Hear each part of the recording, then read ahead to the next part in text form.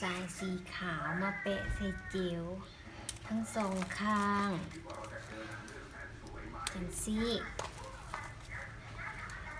แล้วก็มาแปะใส่แขนวันนั้น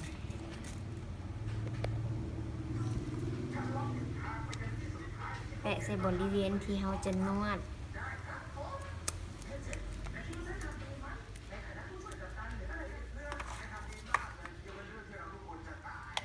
มาเปิดตัวนี้เปลี่ยนภาษาปุ่มนี้เนาะเราเริ่มสตาร์ทตัวนี้เพิ่มความแห้งกับตัวนี้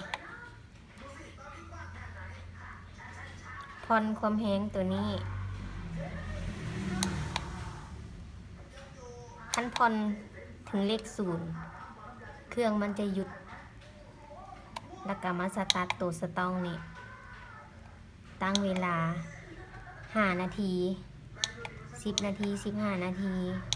แล้วแต่เราจะตั้งว่าจะนวดดนหรือนวดซ่า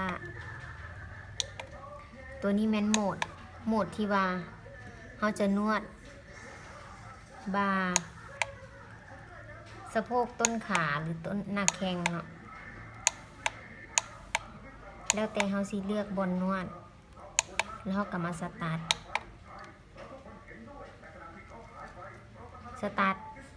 นวดแล้ว15 นาทีแล้วเราก็มาปิดตัวนี้